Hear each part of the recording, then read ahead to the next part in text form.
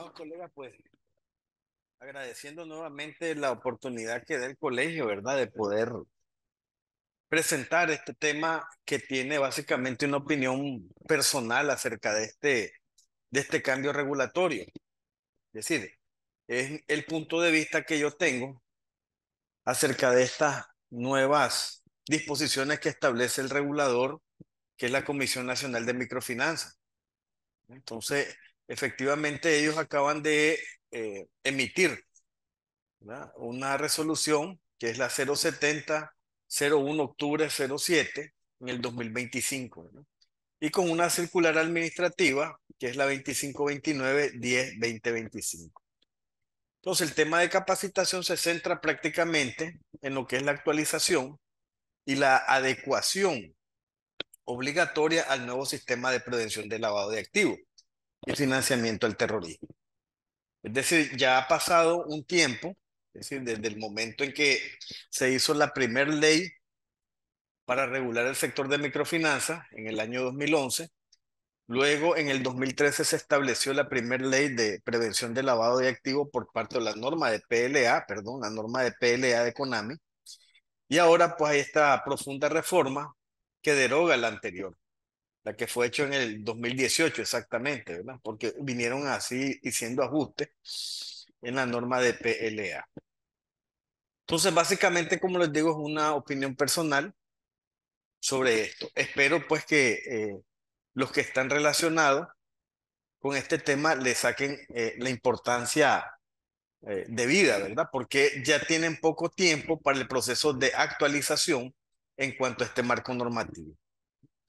Y por otro lado, pues el día de hoy, 10 de noviembre, pues el Día Internacional de la Contabilidad. Felicitar a todos los colegas que son contadores por esta noble profesión, ¿verdad? Es una profesión muy bonita, muy noble, ¿verdad? Y que les permite, digamos, a un país como el nuestro, por ejemplo, de que esté cimentado en un órgano como es el Colegio de Contadores Públicos, que goza de un gran privilegio delante de, digamos, las personas tanto naturales como jurídicas sobre su imagen, ¿verdad? Ha sido un colegio que se ha sostenido a lo largo del tiempo y que sigue en esta marcha, y más ahora que es autorregulador en materia de prevención de lavado, pues todavía tiene papeles más importantes en esta sociedad y en el Estado. Pues para mí, como les digo, más que una felicitación a todos los profesionales de la contabilidad, que en Nicaragua pues son muchos y que tienen una labor abnegada en este sentido. Entonces va para ellos mis felicitaciones. Entonces vamos a comenzar con esta presentación.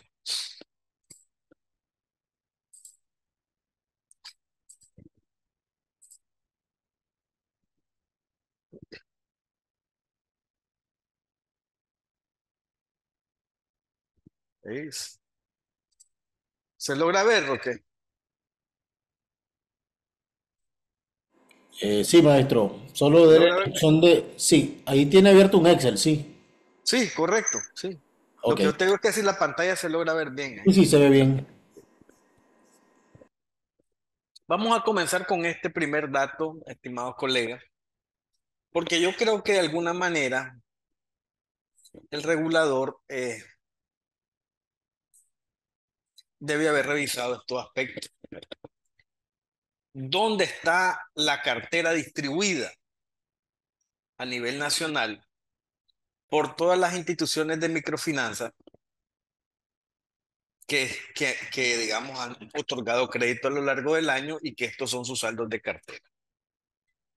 En el cierre del año, en el 31 de diciembre del 2024, Conami cerró, o con la información que le generó, digamos, sus instituciones agremiadas en 475 millones de dólares de cartera.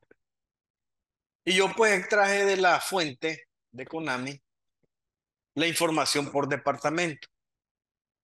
Y aquí puse, desde mi punto de vista, cuál de estos departamentos son los de mayor riesgo en materia de lavado de dinero, tomando en cuenta la Evaluación Nacional de Riesgo actualizada y también los datos de la Policía Nacional acerca de las incautaciones y la criminalidad por departamento. Entonces, para mí, empecé diciendo, el Atlántico Norte es de riesgo, el Atlántico Sur también es de riesgo. Chinandega es un departamento de riesgo por ser un departamento fronterizo. Estelí, igual, porque está marcado dentro de una de las 5 rutas que establece el narcotráfico en este país de manera terrestre. También León, ahí en León existe estadísticas de criminalidad también y también de incautación. Es uno de los países, de los departamentos que más incautación tiene. Managua, indudablemente, que es el centro financiero prácticamente y puede crear logística en este tema. Logística, dinero y personas, ¿verdad? Y luego Matagalpa, que es sobre la misma ruta, de las 5 rutas que atraviesan el país de la parte terrestre y Rivas, por ser también un departamento fronterizo. Entonces, tomando en cuenta y sumando los saldos de cartera de estos departamentos, la suma dio 333 millones aproximadamente, y eso nos indica que el 70% de esta cartera está en riesgos o en lugares que desde mi perspectiva generan riesgo de lavado, por muchas razones, ¿verdad? Evidentemente, pues debe de llamar la atención que exista concentración. Managua es el lugar donde más concentración hay 183 millones de dólares en cartera a diciembre del 2024.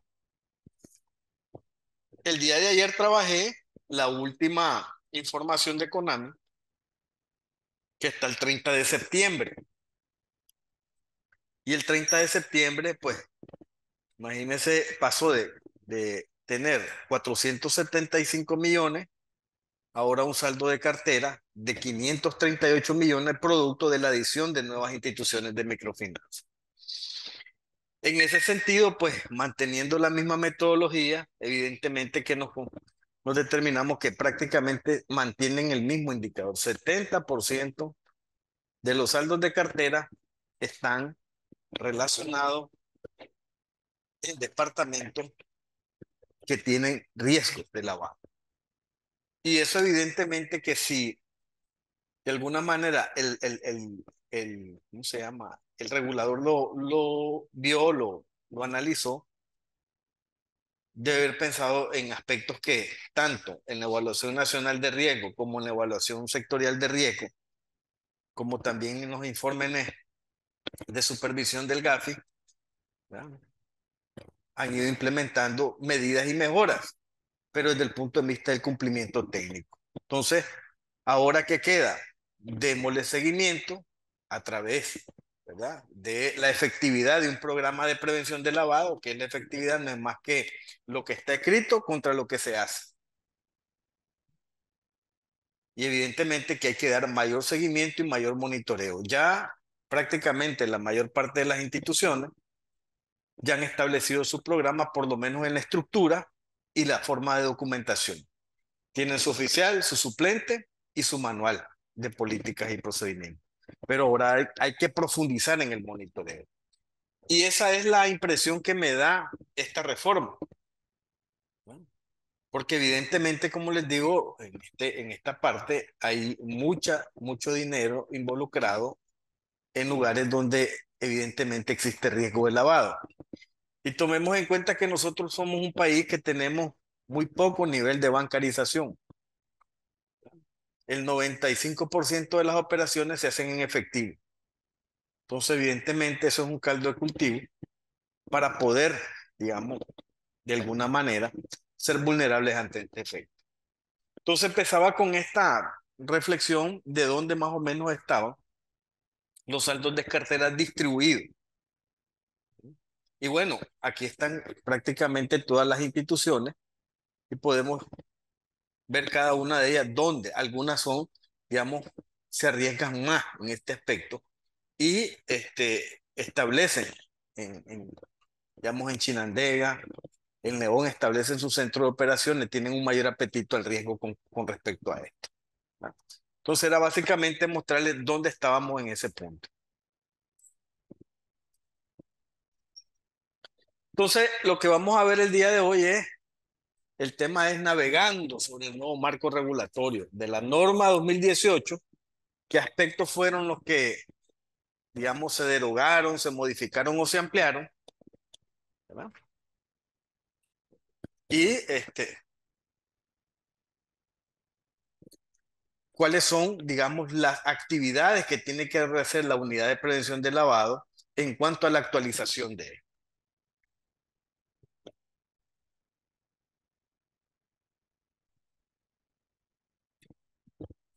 Entonces, ¿qué vamos a ver? Bueno, los cambios más relevantes, primeramente, las responsabilidades claves que tiene el personal de la alta gerencia, sí, las líneas de defensa, la primera, la segunda y la tercera, las actividades a integrar en el POA y en el PAC, el tema del enfoque y la tecnología, de tecnología y la herramienta automatizada, donde ahora sí es más directo, o por lo menos tiene un imperativo el cumplimiento de la herramienta tecnológica. Es decir, ya instituciones que llevan, ¿verdad?, perfiles integrales en Excel o que lo llevan en un formato a mano, prácticamente se acaba, ¿verdad? Un establecimiento regulatorio en cuanto a la creación de una herramienta automatizada, es decir, de un sistema. Y los ajustes que deben de hacerse en el tema de la debida diligencia. Entonces veamos un poco. ¿Cuáles son los cambios? Estamos hablando de la norma 2018-2025 en materia de prevención del lavado. Entonces aquí tenemos los más importantes. En este caso se amplió el artículo 1 y el artículo 15, ¿verdad?, sobre los documentos requeridos, y el artículo 57 sobre lo que es el nombramiento del oficial de cumplimiento. Ese se amplió. ¿Qué se modificó y se reestructuró? El artículo 4, la alta gerencia. Sí, se cambió estrictamente el nombre. Decía máxima autoridad, ahora queda en un nombre, alta gerencia. ¿Cuál fue el nuevo? En el artículo 1, numeral 22, en el proveedor de servicios de financiamiento y de préstamo que se agregó en las definiciones. Se amplió y se clarificó el artículo 3 en el numeral 17, en el 18 y en el 19. ¿Cuáles fueron derogados y sustituidos? ¿Ya? El artículo 2, la integración del sistema PLA-FT-FP. Derogado y eliminado, importante, el artículo 2.1, que es el Comité de Prevención de Lavado, quedó totalmente derogado y ahora lo asume, ¿ya?, la alta gerencia. ¿Ya? Ya no va a haber un intermediario en esas reuniones, ¿verdad? Oficial, comité, junta directiva. Ahora es oficial y junta directiva. También se derogó el artículo 8 y el artículo 10. Se aclaró la identificación de PEP y PNP en el artículo 17. ¿Verdad? Vamos a ir viendo poco a poco cómo se movieron estos artículos o cómo se enunciaron. Se modificaron y se eliminaron, ¿verdad? Más bien se modificó el artículo 22 de la debida diligencia intensificada. Y fue modificado profundamente la evaluación institucional de riesgo. La evaluación institucional ahora tiene o enfatiza la alta participación por parte de la alta gerencia, ¿verdad?, pero además la forma y el contenido de presentación. Es decir, van a ir sobre... ¿Por qué? Porque efectivamente la evaluación institucional de riesgo a veces no queda muy clarificada en estos aspectos. ¿Qué es la evaluación institucional? Si usted me pregunta a mí, es una matriz o un mapa de proceso de riesgo. Pero muchos digamos, la interpretan como prácticamente una matriz que resume casi todas las operaciones de la institución tomando en cuenta los 4 factores de riesgo: cliente, productos y servicios, canal de distribución y zona geográfica. Pues ahora, sencillamente con la modificación profundamente de este artículo, queda totalmente determinado la forma de presentación y la periodicidad, que pasa de 1 año a 2. Aquí el punto, la desventaja es que puede ser que la gente, como estos son procesos de riesgos, mapeo de procesos básicamente, se le entregue un poco. Y antes la hacían en 1 año corrido, ahora posiblemente trasladen ese año a periodos posteriores. ¿Qué puede pasar ahí? Que el tratamiento de riesgo puede ser inefectivo. Si le van a dar un tratamiento detectivo y preventivo cuando realmente ya ese riesgo lo que necesita es un tratamiento correctivo, ¿no? Y evidentemente que se va a profundizar en una metodología de evaluación que todavía está pendiente. La UAF, digamos, en este aspecto ha sacado metodologías de evaluación. La CONAMI había establecido una guía como una forma de establecer la evaluación institucional de riesgo que la había elaborado el GAFI en diciembre del 2022. Y con eso se había basado y de alguna manera se evaluaba, pero fundamentalmente se iba el principio de la ISO 31000, donde establecía que cada institución, de acuerdo a su tamaño y complejidad de sus operaciones, establecía su metodología. Entonces, vamos a esperar si sucede con CONAMI que establezca la metodología para la evaluación institucional de riesgo, pero ya fue modificada profundamente. Aclarado y ampliado la estructura del control del sistema de prevención del lavado. Se flexibilizó, perdón, el tema de el perfil profesional para el oficial de cumplimiento, ¿vale? Y el artículo eliminado, el 73, el informe de la Junta Directiva, ¿vale? Esos fueron los aspectos más importantes que desde mi punto de vista y en la revisión de las normas encontré, ¿vale? Veamos el comparativo, ¿verdad? Artículo 1, aquí está el consolidado, aquí tenemos el comparativo. En el artículo 1 se amplió. Decíamos que en la norma 2025 se amplió y extendía el alcance de las instituciones de microfinanzas, pero también a los proveedores de servicios de empeño y o préstamos particulares, ¿verdad? Porque no estaba en la anterior, solo eran instituciones de microfinanzas, IMF o IFIN. Entonces, cubre esa parte, ¿verdad? El artículo 3 en las definiciones fue modificado y reestructurado, se ajusta la terminología a lo que corresponde como sujetos obligados. Ahora, todos estos cambios son importantes porque esto hay que revisarlo antes de hacer la actualización del manual. Revisar las definiciones y revisar el alcance. El artículo 3 no aplicaba, pero ya en este sí aplica con el tema de los activos virtuales, que es un riesgo emergente que puede estar, digamos, a la vuelta de la esquina, encontrando personas que están, digamos, teniendo ingresos con activos virtuales. En Nicaragua existen aproximadamente 22.000 personas que operan activos virtuales, que no están regulados prácticamente, ¿no? Entonces, pero sí en ese aspecto se está añadiendo en el marco normativo y se añade la definición del activo virtual. La normativa del 2018 se establecía la alta gerencia, en el artículo 3, numeral 3. En el artículo 3, numeral 4, se dice alta gerencia o máxima autoridad. Se amplió y se clarificó. Y especifica que para las sociedades mercantiles se refiere a la junta directiva o su órgano equivalente, ¿no?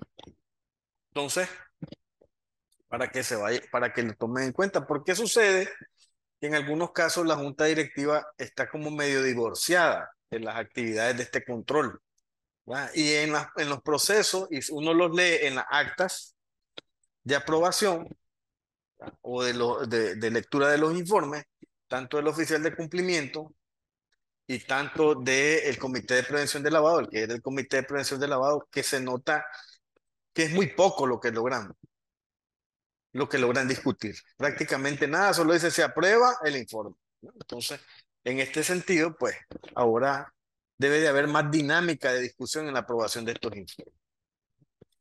En el artículo 3, numeral 17, 18 y 19, que hablaba de las IFIN y de la IMF en instituciones de microfinanza, es reemplazado por el concepto de sujetos obligados. La nueva norma se centra en el concepto de sujeto obligado. Y en el artículo 3, numeral 26, se agrega el proveedor de servicios de empeño y de préstamo. Y se incluye una nueva definición. Luego, ya en la parte de lo que decimos nosotros en la carnita, en la integración del sistema de prevención del lavado en el artículo 5, se omite el comité, ¿verdad? Eh, el comité de PLA. Derogado y eliminado el comité de PLA, ya no es un componente obligatorio de la estructura. No lo es. Bueno, habría que ver si algunas instituciones dicen que tiene una funcionalidad, hay que determinarlo en sus políticas internas, en su manual, para que siga funcionando. O por otro lado, pues establecer algunas funcionalidades en el manual de gobierno corporativo. Recuerden que estos cambios, estimados colegas, aunque son cambios que están directamente vinculados con el programa de prevención del lavado, pero también está vinculado con el manual de gobierno corporativo, el manual de crédito, ¿verdad? Digamos, si existe el manual de gestión de riesgo y también con el de tecnología, ¿no? Es decir, tiene que haber ese aspecto de interconexión para hacer estas modificaciones. No solamente se va a tocar el manual de PLA, sino que también las partes que están relacionadas con estos cambios importantes, ¿no? Luego, en el artículo 7, responsabilidades de la Junta Directiva, este artículo se amplió y se extiende la responsabilidad ya, imagínense, de la implementación y el monitoreo al sujeto persona natural. En el artículo 7, numeral 3, que decía velar por los controles internos, etcétera. En esta nueva normativa se define y se establece la política expresa y escrita no discriminante de los clientes de aceptación y de los segmentos de mercado. No sé si habían leído un poquito, estimados colegas, la normativa anterior que definía prestamista, esto, lo otro, había una lista de actividades que estaban catalogadas como de alto riesgo. Ese criterio discriminante se eliminó y solo quedó aplicado para las personas notoriamente públicas y las personas expuestas políticamente, ¿no? Entonces, dice, ahí se añade como responsabilidad específica la definición y el establecimiento de una política de aceptación de clientes no discriminantes. Si lo tienen en su manual, tienen que revisarlo y evidentemente, de acuerdo a lo que está establecido, pues ver que no sea, digamos, que no se logre entender como una política discriminante y de estigmatizar actividades económicas sin ningún tipo de soporte específico, ¿no? Como de alto riesgo. En el artículo 7, numeral 8, es establecer el comité de prevención del lavado, etcétera, etcétera, ¿no? Derogada, ¿no? Quedó totalmente derogado. Se elimina la obligación de la Junta Directiva de establecer el comité de prevención del lavado. Y en el artículo 8, política, digamos, el numeral 13, ahora en el 14, se añade esta figura importante que algunas instituciones ya tenían destinada, o por lo menos la habían avanzado, y es el tema de la debida diligencia para aspectos de la venta de bienes adjudicados, ¿verdad? Y la parte de la filtración en listas de riesgo, ¿verdad? Que eso es importante. En los bienes adjudicados era muy poco lo que estaba definido o descrito. Y en los bienes adjudicados recuerden que esta es una relación directa con la norma de gestión de riesgo crediticio. Entonces, la revisión debe de ser coordinada. Manual de crédito, manual de prevención de lavado, porque tienen que empalmar los dos, ¿verdad? Porque en las instituciones las unidades no son islas, tienen niveles de coordinación, ¿verdad? Siguiente, artículo 14, identificación de PEP y de PNP, familiar o colaborador cercano. Artículo 14, identificación del PNP y del PEP, y ahora lo amplía y lo clarifica. Dentro del cuarto grado de consanguinidad y segundo de afinidad o colaborador cercano. Prácticamente se amplía con la definición de los grados de parentesco. En el artículo 15 establece documentos requeridos. Se corrió un poquito porque estaba en el numeral 14, ahora está en el numeral 15. ¿No? Ampliado, se añaden documentos obligatorios para las personas jurídicas, por ejemplo, el certificado de beneficiario final, que ya algunas instituciones ya habían dado ese paso y lo habían establecido en su manual. Sí, ya algunas habían visto este cambio importante y ya lo estaban trabajando. Y luego el certificado de inscripción ante la UAF en el caso de que aplique, que sea un sujeto obligado. ¿No? Artículo 20. Debida diligencia simplificada. Aplica a las instituciones supervisadas y a los clientes ocasionales de bajo riesgo. Eso decía la norma del 2018. Ahora, la debida diligencia simplificada, estimados colegas, aplica con 5 categorías. Y todo esto, como les digo, ¿verdad? Tiene que tomarse en cuenta en la actualización de este manual. Ahora que están empezando los procesos de auditoría, es decir, aquí hay un tema que es muy delicado porque posiblemente, ¿verdad? Los auditores ahorita que están revisando PLA van a tomar el manual corriente, pero no deben de olvidarse que una vez que hagan la revisión tienen que ver que todo esto esté establecido en su programa operativo anual, ¿no? Ahora, sería lo más conveniente. En esta parte de la DS simplificada, ahora se amplía y se amplía en 5 aspectos y entre ellos están los créditos para personas naturales de consumo hasta por $3,000 a 100,000 Córdoba o los adquiridos en establecimientos de la misma cadena comercial del sujeto obligado. Ahí lo deja como una debida diligencia simplificada. Luego en el artículo 22, la debida diligencia intensificada, donde se listaba aquello que hablábamos de los aspectos discriminantes de la política que decían negocios de alto riesgo, casa de cambios, casinos, cooperativas, etcétera. Ahora solo se menciona al PEP, ¿no? Modificado y eliminado. Se elimina el listado taxativo de las actividades de alto riesgo del articulado anterior, quedando en alto riesgo solo los PEP, fondos o personas que vengan de paraísos fiscales, ¿no? O personas notoriamente públicas, extranjeros o clientes que han sido, que se les ha aplicado un reporte de operación sospechosa. Luego tenemos la aprobación de la corresponsabilidad por parte de la Junta Directiva en la normativa anterior. Ahora la aprobación de la corresponsabilidad igual a la alta gerencia, a la máxima autoridad, este fue modificado. El órgano de aprobación se formaliza como la alta gerencia o la máxima autoridad. Y luego, aquí viene un poquito más de carnita. Artículo 29, evaluación institucional de riesgo. En la normativa anterior decía que su actualización debería de ser cada año. En la de ahora establece que no podrá ser mayor a 2 años, ¿no?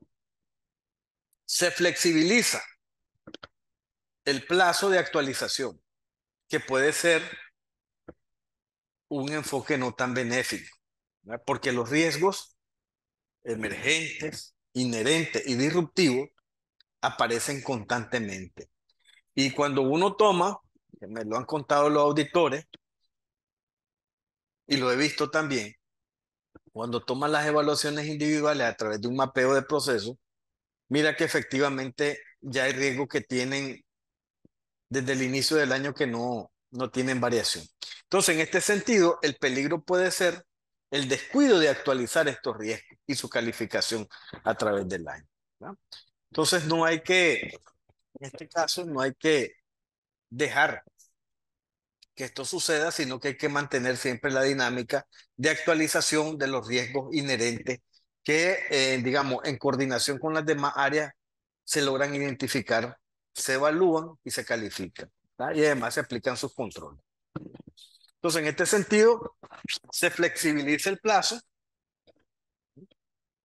Y evidentemente que ahora hasta una fecha existe, señale la obligación de emitir el informe en el mes de abril, a más tardar el 30.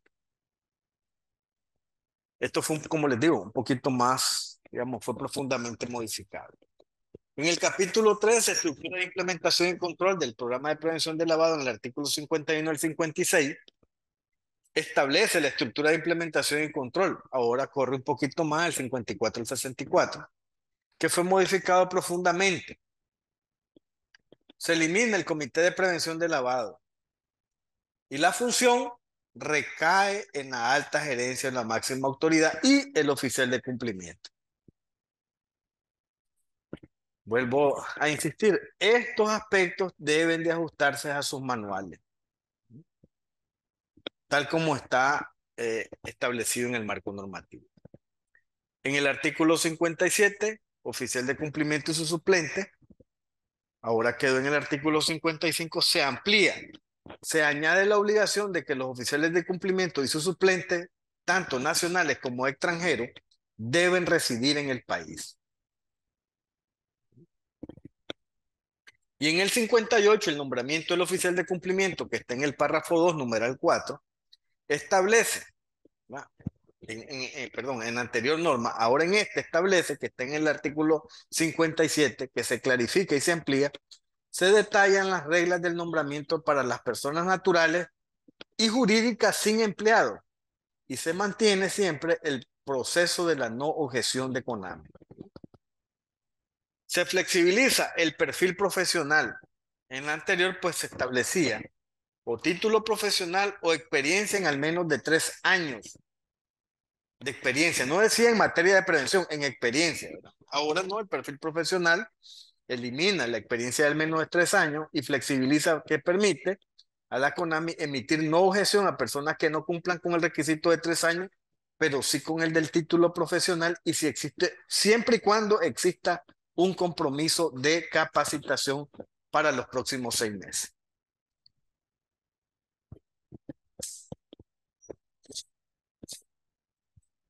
En la 64, en el artículo 64 de la norma 2018, funciones del oficial de cumplimiento, 1.6, informe de ese fue modificado, ¿verdad?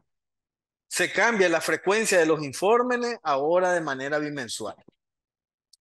Se elimina el comité como destinatario, siendo ahora la junta directiva o su órgano equivalente, ¿no?, el que lo tiene que, digamos, leer, analizar y aprobar cada 2 meses. En el artículo 73, el informe de comité de PLA a la Junta, eso fue derogado, el comité trimestral se elimina totalmente debido a la eliminación del comité. En el 74, el informe de la Junta Directiva, la Asamblea General, ¿no?, ahora se establece en el artículo 7.3, informe de la Junta Directiva, y se amplía el concepto. El contenido del informe anual ahora requiere incluir estadística de reportes enviados al ente regulador.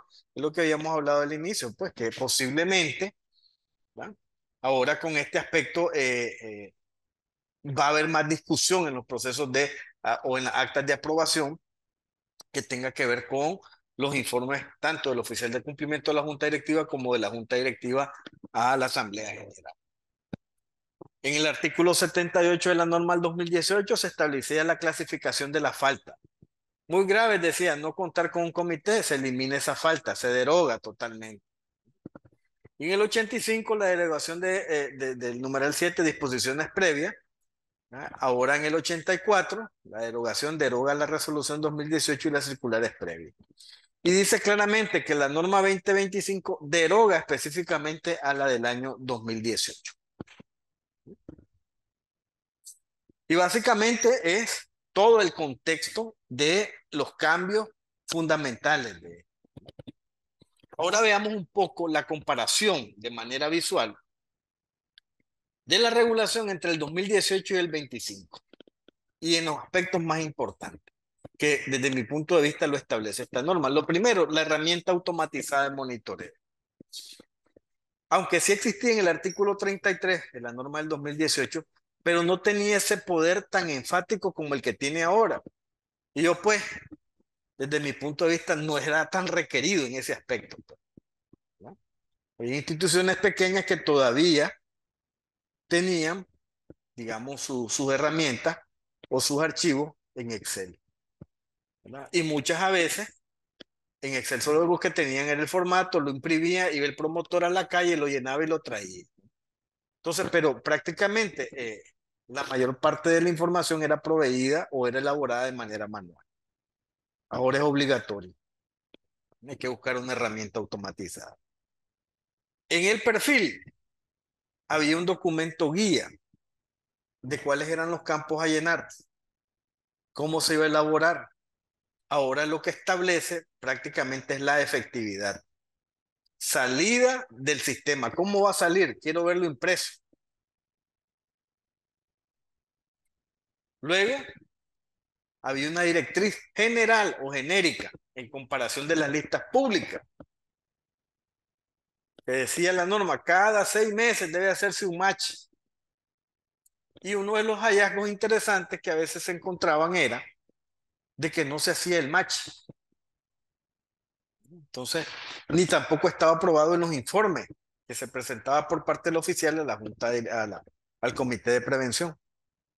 Entonces había quedado como una directriz genérica, porque no había herramienta, tampoco había ese peso regulatorio que se sentía como se ve ahora. Y ahora lo establece como una forma obligatoria semestralmente. Trazabilidad y documentación era con un énfasis en menor alcance, ahora es de mayor alcance. Cancelaciones anticipadas, remesas, transferencias electrónicas de clientes o de proveedores de fondos, ¿verdad? Hay que mostrar la trazabilidad y la documentación, origen y procedencia de los fondos, ¿no? Importante esa parte, porque cierra el punto de que ahora se vuelve, digamos, más eficiente y efectivo el proceso de demostrar el origen y la procedencia. Transferencias electrónicas, igual, era como una directriz general. Ahora están los procedimientos más estrictos y eso tiene que incorporarse. Clientes que hagan pagos, por ejemplo, a través de aplicaciones electrónicas. A esto es lo que se refiere, ¿no? En este sentido, ¿no? Porque hay que hacerlo. Ahora están obligados a tener. ¿Cómo lo van a hacer? Bueno, a mí en mi primer punto se me ocurre en el perfil del cliente, ¿no? Ahí posiblemente en la última línea, pues debe llevar un histórico de las operaciones y de la clasificación de esas operaciones. Pero ese es mi punto de vista. Cada institución puede determinarlo de la mejor manera que considere conveniente, ¿verdad? Pero que cumpla con este punto, ¿verdad? Luego están las medidas de inmovilización. Recuerden que hay nuevas. Se hizo una en el 2025 un cambio, que era la del 14-2018. Entonces ahora está una referencia antigua y estas referencias ahora están actualizadas, ¿verdad? Para mí estos son los aspectos más importantes que derivan de este cambio normativo. Y luego, veamos un poquito más, le meten la parte de la efectividad y también al tema de las sanciones. En el 2018, los sujetos sancionados estaban limitados a entidades específicas, pero las responsabilidades no estaban especificadas. Y se establecía un pago de multa 5 días hábiles y la enumeración de faltas en ese momento no se concebía de manera taxativa. En el 2025, la ampliación del concepto a sujetos obligados y la responsabilidad definida en el oficial de cumplimiento requiere el pago de multa de manera inmediata, ¿no? La enumeración de faltas, pues, no es taxativa, es potestad y a veces establece una discrecionalidad bastante amplia, ¿no? Hay que tener, digamos, eh, mucho cuidado con el aspecto de las sanciones. Hay instituciones que en los últimos meses han estado sancionadas por el tema del PLA. Muchas. Es decir, si ustedes entran a la página de la CONAMI, van a revisar y descargar cuántas de ellas están. Plazos operativos que establece ahora la nueva normativa.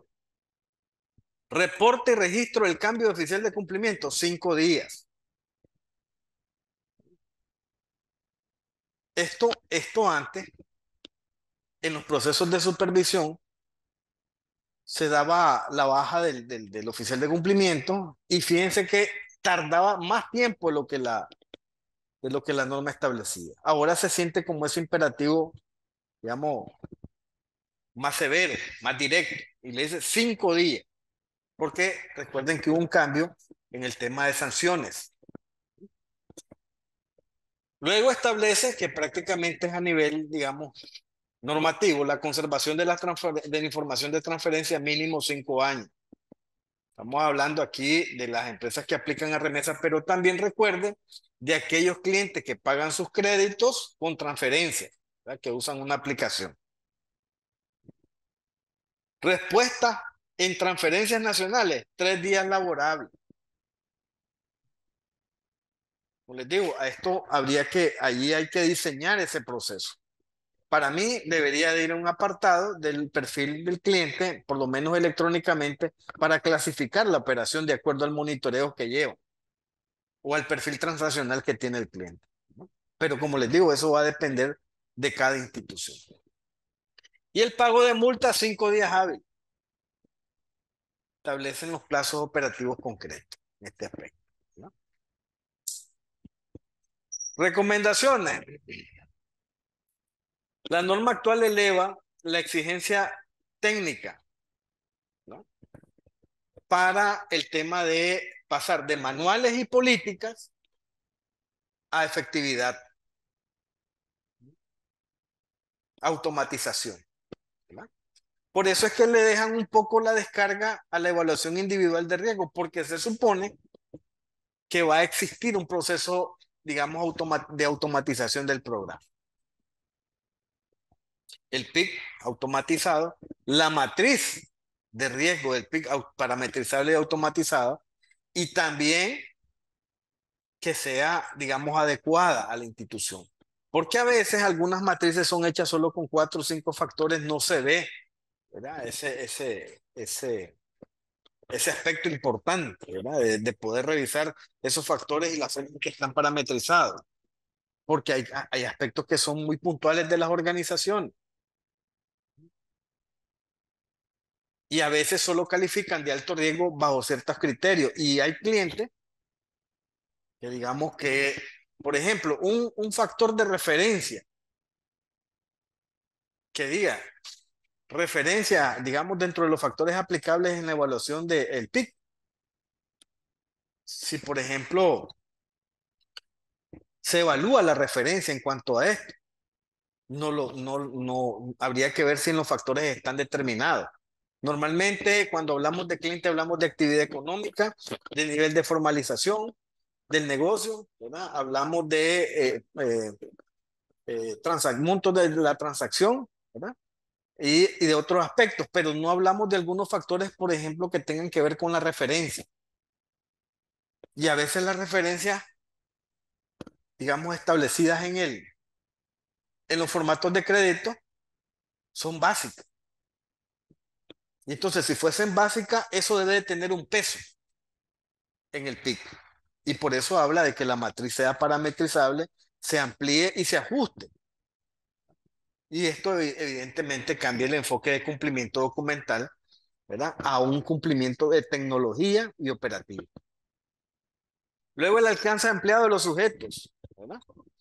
El alcance ampliado de los sujetos obliga a revisar si las actividades o las unidades que antes estaban fuera, ahora ingresan al universo de cumplimiento.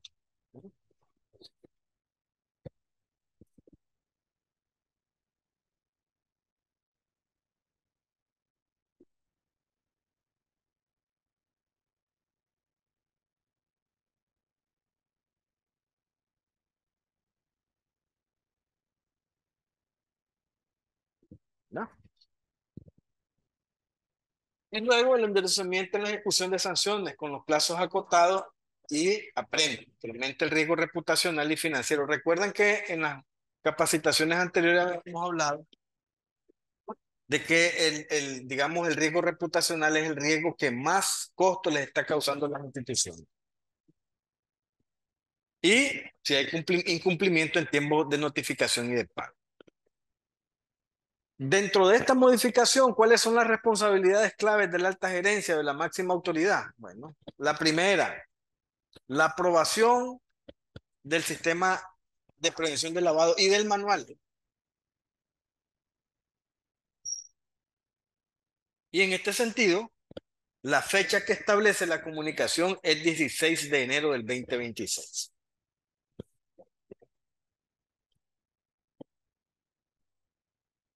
¿Verdad? Entonces luego la siguiente responsabilidad es el nombramiento del oficial de cumplimiento y de su suplente, que ahora aplica para todo sujeto obligado. Antes solo, de acuerdo a algunas consideraciones, incluso consultas al regulador, se dejaba solo al cumplimiento titular. Asignación de recursos humanos, financieros y tecnológicos. Ahora debe de haber una partida, aún en las instituciones pequeñas, de cuánto es lo que establecen los recursos financieros. Pero hay que hacerlo. Y eso evidentemente eleva los costos.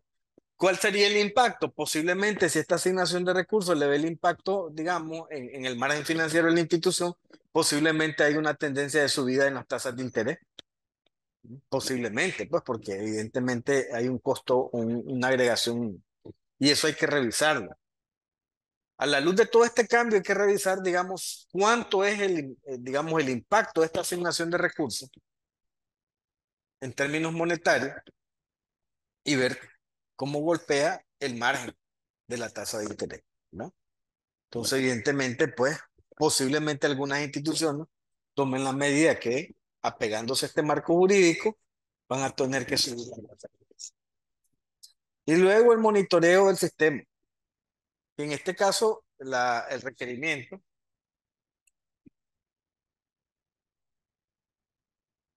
¿no?, es básicamente automatizado, ¿no?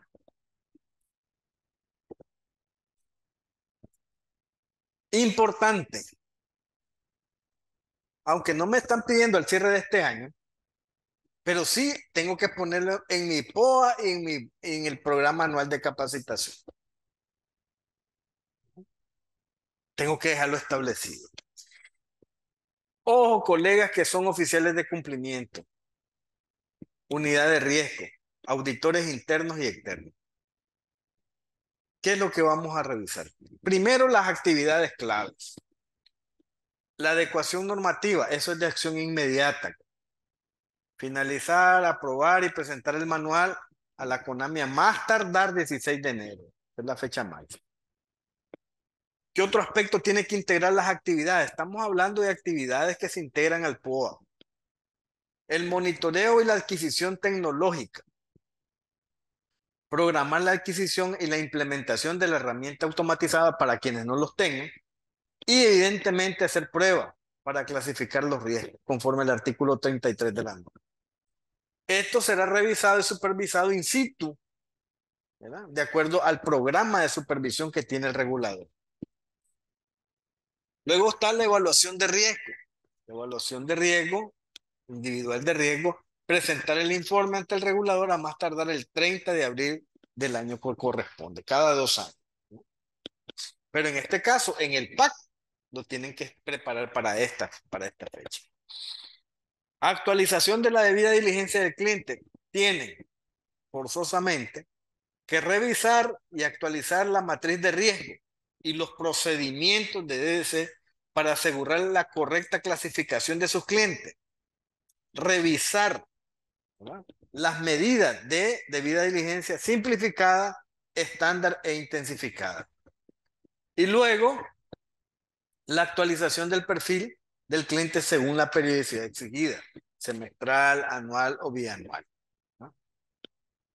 Otra actividad, la auditoría y la revisión, asegurar la realización de la auditoría o la evaluación anual interna y la externa del sistema de prevención del lavado. Esto en el POA, solo como actividades claves, más todas las que establece la normativa. ¿Y qué viene de la capacitación? Que hay que integrarla también, los temas prioritarios. El programa debe ser permanente, continuo, actualizado. Ya bien, permanente, continuo, actualizado. Lo dice esta norma y lo decía la anterior. Y ajustado al perfil del riesgo. Entonces, tema de capacitación, primero, ya como este que estaba aquí, adecuación de la norma, eso es de inmediato. Monitoreo de adquisición, eso es de inmediato. Evaluación de riesgos, pues ahí un poquito, de acuerdo que con ese enchufe del monitoreo de la herramienta tecnológica, puede salir ahí hasta una herramienta de mapeo de procesos actualizados y ya lo dejo automatizado. Y actualización de la debida diligencia. Todo esto es para allá.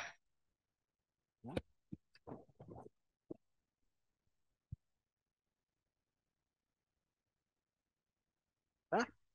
Entonces, ahora en temas de capacitación, marco legal y responsabilidad. Formación a la alta gerencia de la Junta Directiva sobre las nuevas responsabilidades, de las que ya habíamos hablado, estos cuatro aspectos fundamentales. Aprobación del manual, nombramiento del oficial. En la aprobación del manual hay mucho que hablar. Recuerden que los manuales, en este caso y para este tipo de enfoque, lo aprueba la máxima autoridad. Entonces hay que mostrar básicamente los puntos clave del manual en ese aspecto, ¿no? Como el contenido mínimo que debe tener, obligatorio, ¿no? ¿Qué es el contenido mínimo? Explicarle a la junta directiva el tema de la debida diligencia en la forma en que ellos entiendan este aspecto. El conocimiento de la DDC, el conocimiento para las partes relacionadas, la gestión de riesgo y la evaluación, el monitoreo y los informes, la administración y el control. Al menos eso, esas partes, esos cuatro puntos, debería de ser el aspecto fundamental inicial de la capacitación para este año. ¿Dónde están las responsabilidades principales o claves? Importantes, ¿no? Solo ahí ya tienen un, un, un tema básico sobre eso, ¿no? Ahora, hay un aspecto importante en esto, que existen hitos, es decir, puntos de partida de cumplimiento con esta nueva normativa con respecto al manual, ¿verdad? La aprobación y la presentación es obligatoria, responsabilidad de la máxima autoridad y le establecen una fecha límite. Y ojo con eso, porque esa fecha límite hay monitoreo de sancionamiento, ¿verdad? Y además de la aprobación y la presentación, digamos, obligatoria, la actualización continua y el fundamento legal. Esos aspectos deben de estar evidenciados en su plan operativo anual, ¿verdad? Y en el plan de capacitación es esto que estamos hablando, marco legal y responsabilidad de lo que vimos en estos aspectos. Estos cuatro temas que tienen que ver con el aspecto de las políticas de debida diligencia, de la debida diligencia complementaria, la forma en que la junta directiva gestiona los riesgos de lavado de activos, incluyendo los riesgos reputacionales, ¿verdad? El monitoreo y los informes a recibir y a presentar y la administración del control, que tiene que ver con la actualización de las políticas y procedimientos, la conservación y la información del archivo y los procesos de confidencialidad de información. Ahora que tenemos el uso de la inteligencia artificial, ¿verdad? Que muchos de los colegas vamos a usar la inteligencia artificial, pero ojo, hay que tener cuidado. Cada información que usted suba de su organización es una organización que prácticamente va a tener acceso cualquiera. Entonces, a los consultores y a los auditores hay que crearles también dentro del mismo manual un aspecto de confidencialidad con respecto al uso de esa herramienta. No vaya a ser, ¿no? Luego, otro aspecto, reforzar el concepto del enfoque basado al riesgo, ¿no? Una capacitación especializada en la aplicación de la matriz de riesgo, que es lo que ya habíamos evidenciado, y la DDC diferenciadas. ¿Qué cosas son para aplicar en una debida diligencia simplificada, estándar e intensificada para clientes de alto riesgo como son los PEP y los PNP? Alertas y reportes. ROS, reportes de ausencia de información de interés. El entrenamiento al personal operativo sobre la detección temprana de operaciones inusuales, de acuerdo al artículo 82. Este es un tema, colega, bien sensible. Las señales de alerta son propias de ustedes. Los manuales normalmente lo que establecen son todo el catálogo que está en el artículo 82. Pero en este caso son ustedes quienes diseñan. ¿Por qué? porque es la parte fundamental que me lleva al análisis de la operación inusual. La metodología es, tengo mis señales de alerta propias. Cuando se activan dos o más señales de alerta, automáticamente se crea una operación inusual. Y eso debe estar parametrizado.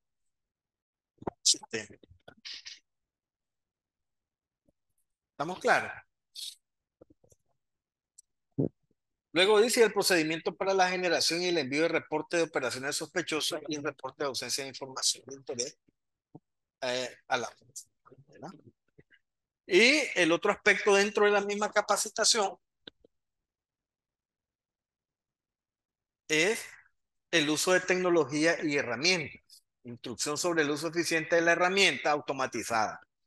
La filtración en listas de riesgo, incluyendo la de la ONU, y la correcta retención y resguardo de la información electrónica.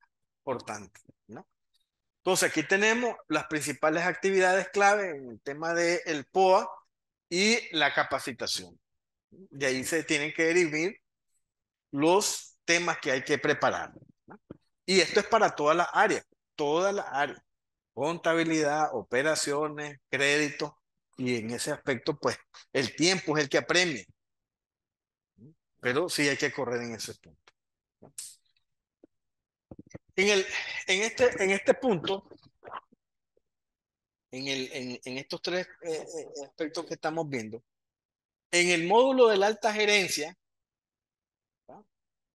Lo que estamos hablando del POA, conectémonos con esto, estamos hablando de lo que va a llevar el POA y el PAC.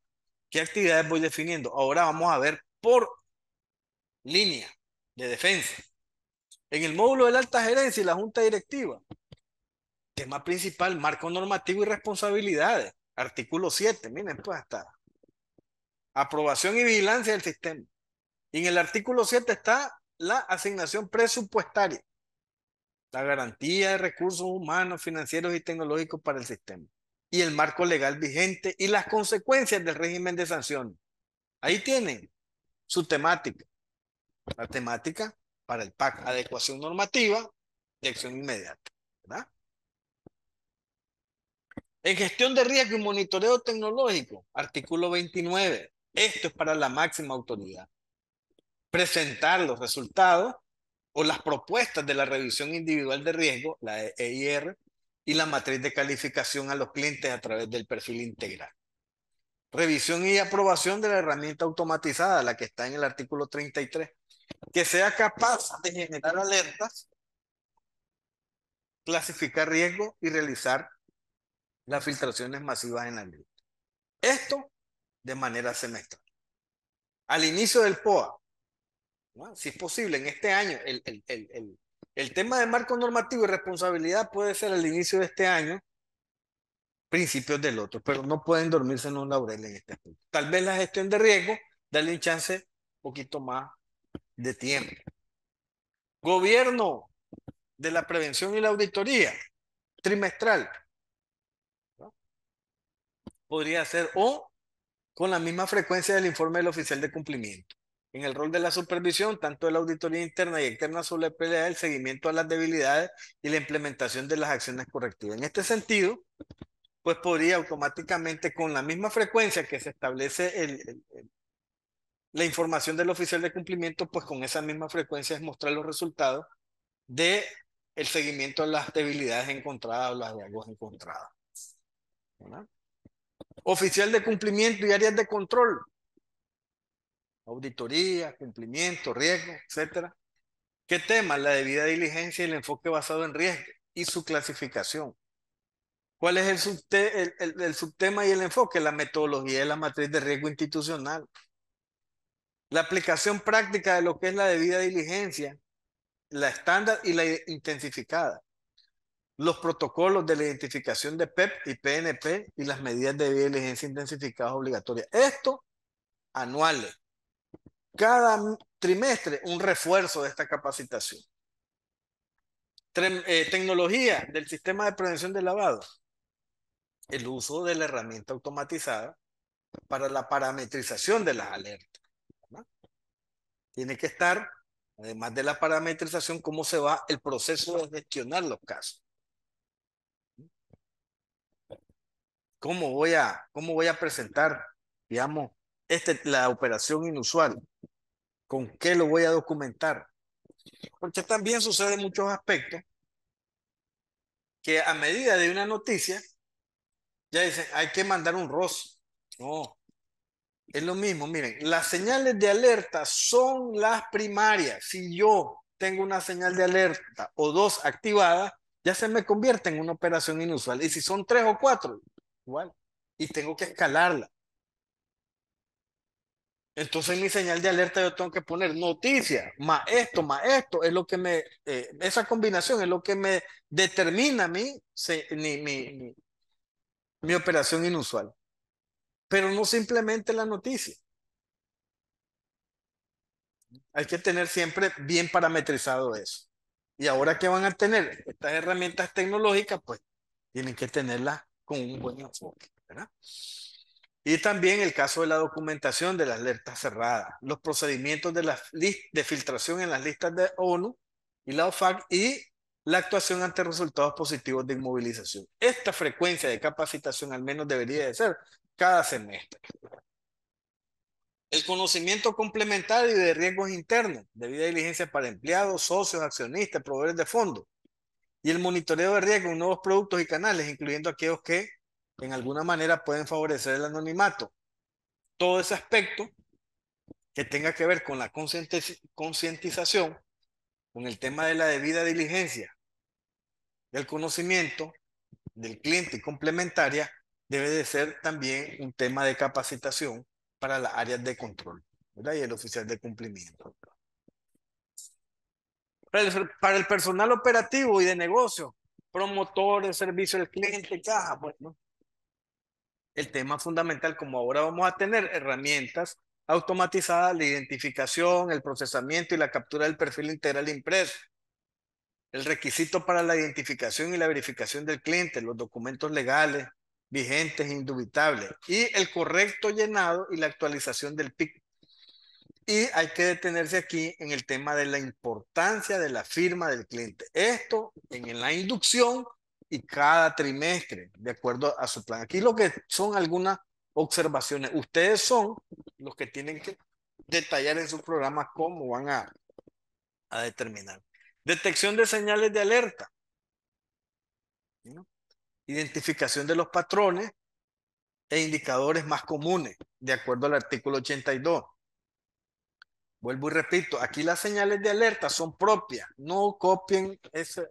A veces cuando uno lee las señales de alerta en un manual se vuelan 6 páginas y a veces algunas ni aplican, ¿no? Hay que tener cuidado.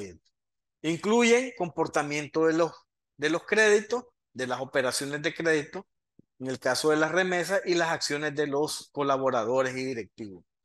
Y hay que hacer una diferencia entre una operación inusual y sospechosa. Importante la prohibición estricta de alertar al cliente sobre cualquier reporte que se va a hacer o, digamos, de él se está seguimiento o dándole verificación a esa información. Este tipo de tema, por lo menos cada trimestre, debe de estar enfocado en su programa de capacitación. Manejo de transferencia y documentación, que ahora está, digamos, acuérdense que en esta parte de aquí, en lo que es el conocimiento complementario, ahora hay que integrar el tema, no lo puse ahí, de la compra de bienes adjudicados, ¿verdad? Entonces también otro tema importante, la política y el procedimiento del que va a comprar los bienes adjudicados. En el tema de transferencias y documentación, estamos hablando de un procedimiento de archivo y retención de la información, por lo menos un plazo legal de 5 años. Eso tiene que estar descrito en su manual. Y evidentemente, ahí lo pongo como las fechas tope semestral, pero igual podría ser de manera trimestral el aspecto de llevarlo a cabo en cuanto a la actualización de su programa de capacitación. Capacitación en cuanto al cumplimiento normativo, ¿ok? Ya aquí un poco resumido lo que tenemos aquí, el marco legal y las responsabilidades, alta gerencia y junta directiva. ¿Qué otro aspecto es importante? El enfoque basado en riesgo, la matriz de riesgo, los factores identificados y qué otras alternativas o otros factores podrían agregarse. Y las medidas de las debidas diligencias diferenciadas, simplificada, estándar e intensificada. Otro, las alertas y los reportes que vienen generados del uso de la tecnología y la herramienta. Ahora el enfoque, herramientas automatizadas y la filtración en las listas de riesgo interno. Entonces, a partir de ahí y del movimiento transaccional, pues la alerta y reporte. Recuerden que ahora es posible, que antes no lo teníamos en la norma, el tema de las transferencias, ¿verdad? Estos clientes que pagan a través de aplicaciones móviles. Entonces, ahí hay que buscar o diseñar un proceso que a la hora de revisar el perfil se vaya viendo, por lo menos puede ser automatizado o impreso, ya eso es una cuestión que tiene que ver la institución de acuerdo a los recursos, ¿no?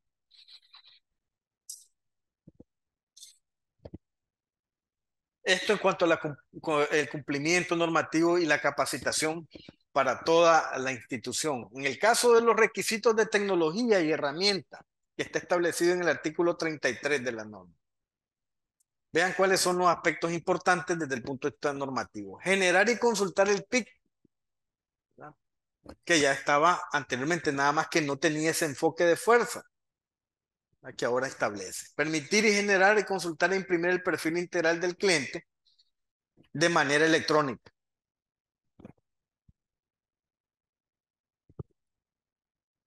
¿Qué otra cosa debe tener esta herramienta? Generar alerta. Hay que definir cuáles son los criterios que sean parametrizables y que permitan generar alertas para la detección de operaciones inusuales.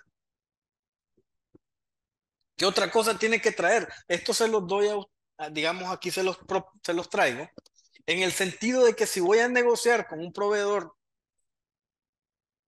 de este servicio, todos estos aspectos tienen que estar integrados. Ustedes dirán, qué dolores de cabeza me encuentro a veces porque dice que no, como ellos no son los dueños del código fuente, pues estas cosas pasan a veces sin revisión y sin nada de eso. Entonces esto hay que tenerlo ahí y negociarlo con ellos, ¿no? Comparación masiva de listas que permita comparar toda la cartera de clientes contra las listas de riesgo públicamente disponibles al menos una vez cada semestre. Reportes de alerta, contar con reportes que permitan conocer la cantidad de veces que un cliente apareció en alerta en un tiempo determinado y qué tipo de alerta generó. Matriz de riesgo automatizada, contar con una matriz de riesgo automatizada y parametrizarle que clasifique el nivel de riesgo del cliente. Búsqueda en las listas de riesgo individual, permite, ¿verdad?, la búsqueda de los clientes en las listas. Y luego la documentación y seguimiento de alerta, documentar las actividades de seguimiento a cada alerta generada, justificando el cierre del escalamiento, ¿no? Imagínense que estamos hablando de al menos 7 puntos que tienen que sentarse a negociar con este proveedor para las instituciones que no lo tengan o para las instituciones que necesitan hacer ajustes con respecto a sus herramientas tecnológicas, ¿no? Obligación de la implementación y la adecuación.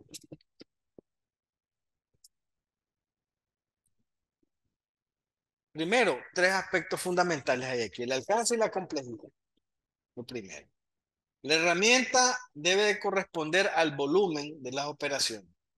La base de datos que tienen de los clientes, de los fondeadores, de los proveedores y los empleados. El tipo de producto y servicio, canales de distribución y perfil del sujeto obligado, ¿no? Plazo de la adecuación. La adecuación del sistema, incluyendo la herramienta automatizada, se realizará mediante supervisiones in situ. Esto implica que la herramienta debe estar lista para la revisión regulatoria. Ojo, colega, el plazo es lo determinante aquí, ¿no? Hay que hacer un programa donde va todo. Va desde la, digamos, actualización del manual hasta el tema de la herramienta tecnológica y los procesos de capacitación. Vigilancias de nuevas tecnologías. Se deben desarrollar políticas y procedimientos para que la evaluación de riesgo, para la evaluación de riesgo de nuevas tecnologías, productos y servicios. Vean, este es un tema que muy poco se encuentra bien definido en los manuales. ¿Cómo es el proceso del uso de nuevas tecnologías o de nuevos productos y servicios? Muy pocas veces me he encontrado inventarios de productos y servicios con en los manuales de PLA en la asignación de riesgo.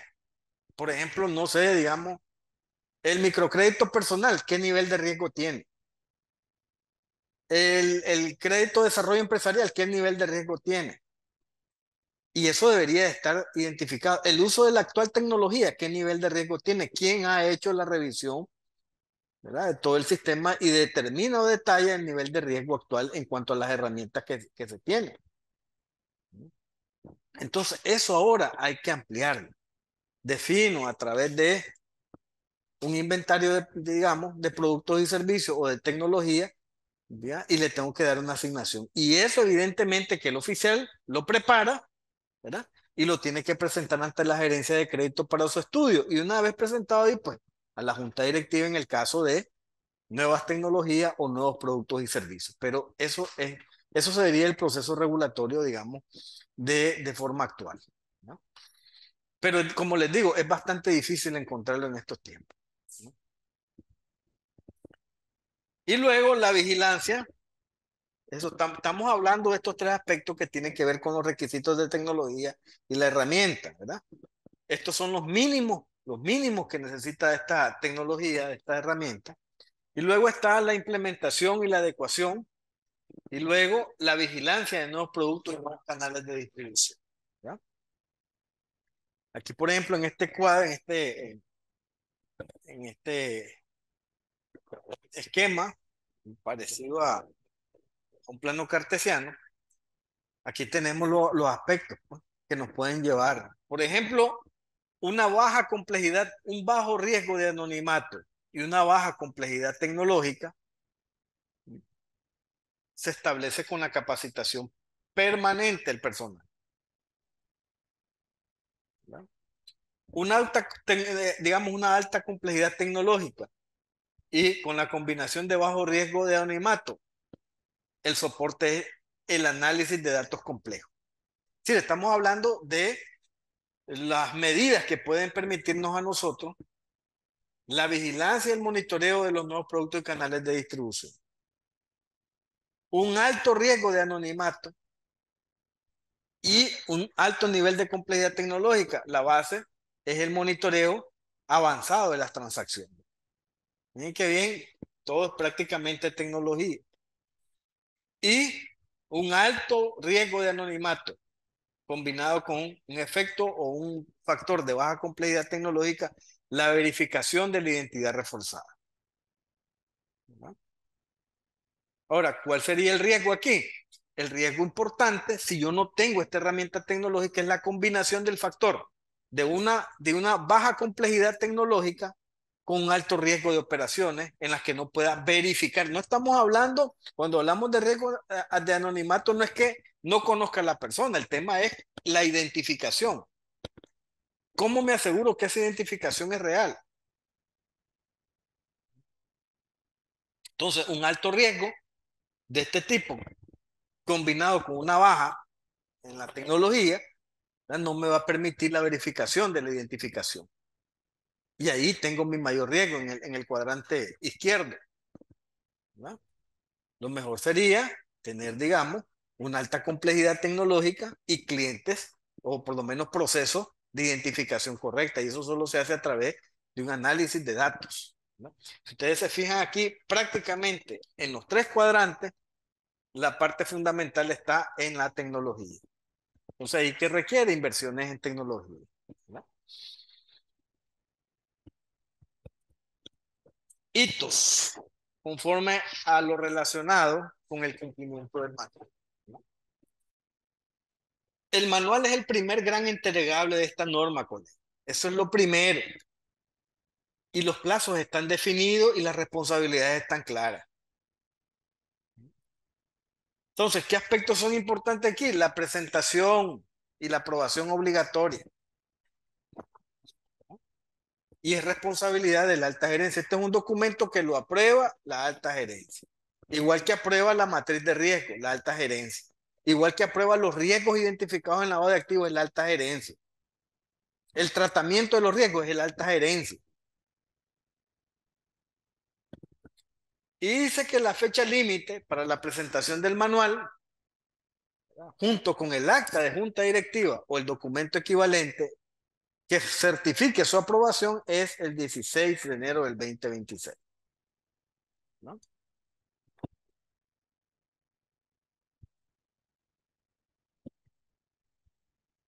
¿Qué tenemos aquí luego? Actualizar continuamente. PAC y POA. Procesos operativos de actividad y procesos de capacitación. Este manual, este año, debe ser objeto de revisión. Recuerden que en el 27 tenemos la auditoría del GAFI. Entonces estas cosas van a ir corriendo más rápido. Entonces debe ser objeto de revisión y actualización de acuerdo con los cambios legislativos, regulatorios y normativos y las nuevas mejores prácticas en respuesta a los nuevos esquemas. Siempre el consejo, esto es una actividad coordinada. La actualización del manual implica sentarme con la gerencia de crédito para ver la norma de crédito, ¿no? Tengo que ver también la parte de, incluso, la atención al usuario por el tema de las firmas, ¿no? Y algunos otros tips que sean relacionados con esto. Tecnología de entrada, ¿verdad? Y la alta gerencia en su manual de gobierno corporativo. Por lo menos ese aspecto, esta revisión y actualización del manual debe llevar esos 4 enfoques, ¿no?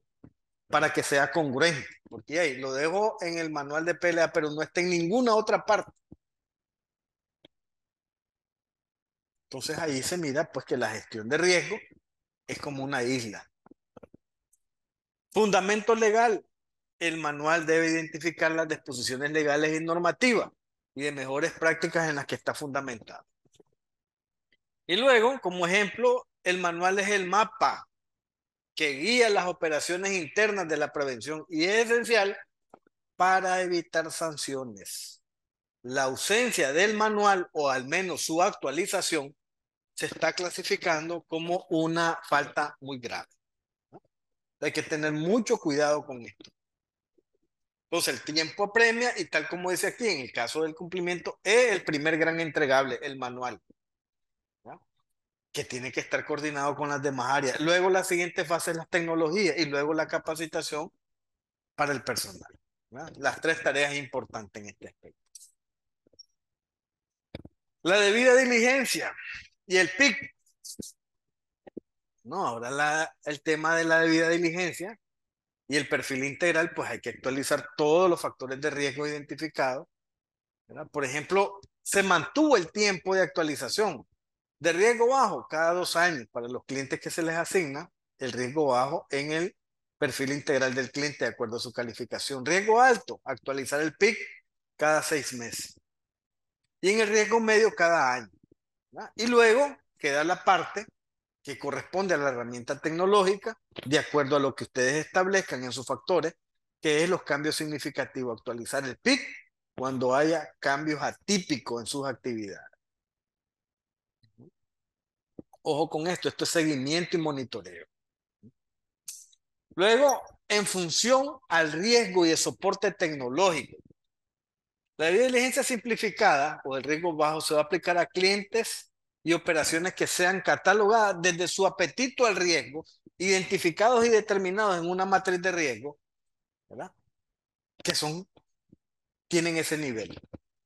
No obstante, no se debe de obviar la identificación del cliente con un documento indubitable o la acreditación de los representantes, la creación del PIC y de su respectivo expediente de cliente.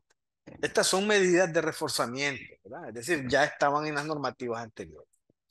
La debida diligencia intensificada o los clientes que son calificados de alto riesgo o operaciones calificadas de alto riesgo. Se aplica a clientes o transacciones calificadas como tal, incluyendo las personas expuestas políticamente. Esto con respecto a la nueva norma, ¿no? Las personas notoriamente públicas y clientes que hayan sido objeto de un roce. ¿Qué medidas adicionales deben de incluirse? La verificación rigurosa, procedimientos de verificación más rigurosa sobre la información suministrada. Aquí hay varios aspectos, pues ampliación de información en los formatos de solicitud de crédito o crear, digamos, un proceso de supervisión pre y postcrédito, pero establecen que debe de haber una verificación rigurosa y deben de estar contenidos en el manual de prevención y el de crédito, por ejemplo. Contrataciones in situ, colega, que no estaban determinados en las anteriores. Esto, ¿no? Realizar contrataciones en el sitio para verificar la existencia real y el establecimiento del cliente y la congruencia del negocio. Es decir, el oficial de cumplimiento actual debe de saber de crédito. No solo es tema de capacitar a nuestro oficial de cumplimiento y auditoría en temas de procesos, procedimientos y normas. Tiene que saber de crédito para hacer esas cruces de variables, ¿no? Además, aprender a justificar los fondos, ejecutar mecanismos para justificar y evidenciar documentar el origen y el destino. Recuerden, origen y destino es trazabilidad. ¿Cuál es el origen? La actividad económica. ¿Y el destino de dónde procede? ¿No?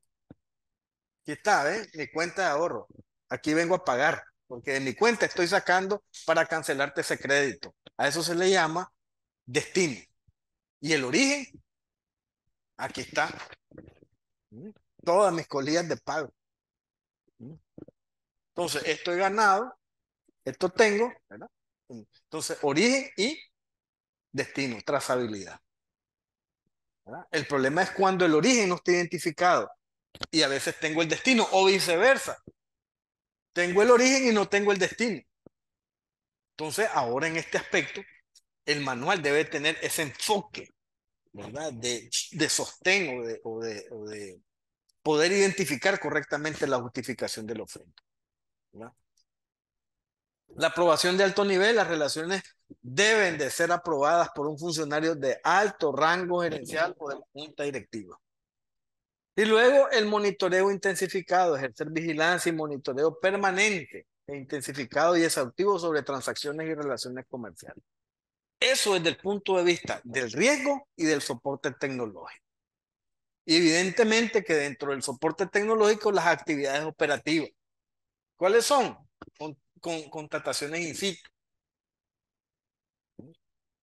justificación de fondos.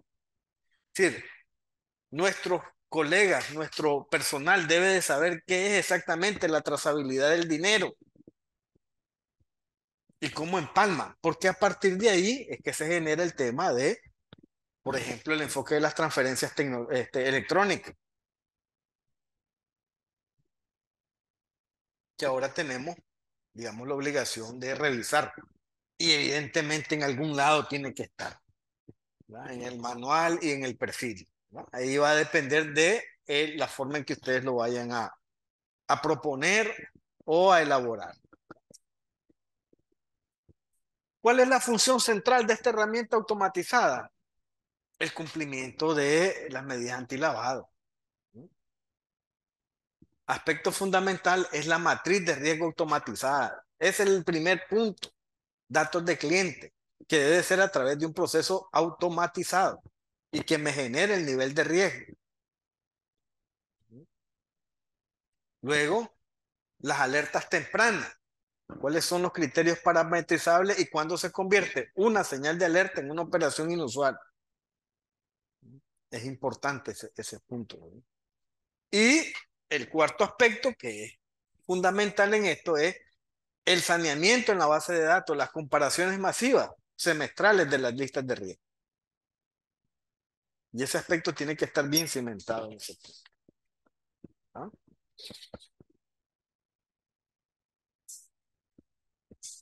Capítulo quinto de la norma, políticas de vida de diligencia complementaria.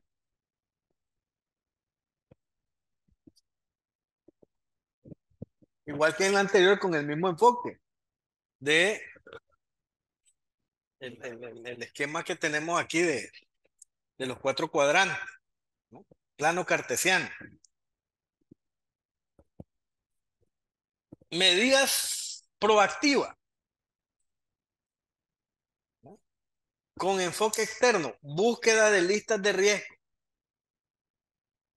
Medidas proactivas con enfoque interno, funciones de PLA descrita en el manual de funciones. Ahí está el éxito. Vamos hacia abajo. Ya medidas reactivas con enfoque externo, el perfil del empleado. ¿Verdad? Y en el interno, la detección de cambio de estilo de vida. Entonces, igual que la sugerencia anterior en este aspecto, contrataciones in situ, en el caso del perfil del empleado. Y en el interno, el estilo de vida. Y para eso, pues existen medidas. A veces, en alguna manera, se consulta el nivel de endeudamiento y otras medidas que permiten definir el estilo de vida, pues. Entonces, es importante que también estos aspectos estén reforzados y definidos en la actualización del manual actual, ¿verdad? Socios y accionistas. Este es un poquito dolor de cabeza porque es con lo que a veces nadie quiere, ¿cómo se llama? Integrarse, no quiere tener problemas,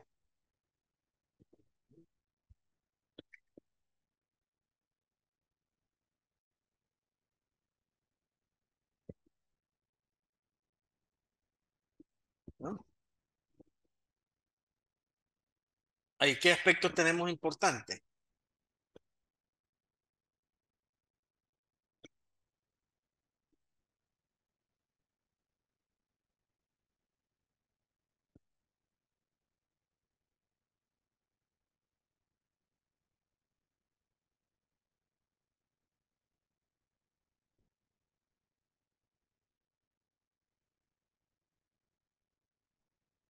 El origen de los fondos. Asegurar que los fondos sean legítimos y que no estén involucrados en actividades ilegales. Volvemos al punto, trazabilidad del dinero.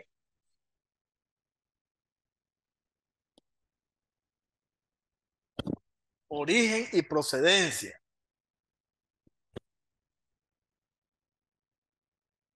Y luego, conforme a esto, las responsabilidades que existen de la junta directiva, relacionar con los descriptores de puestos, evaluar lo idóneo que son los socios para asumir estos cargos.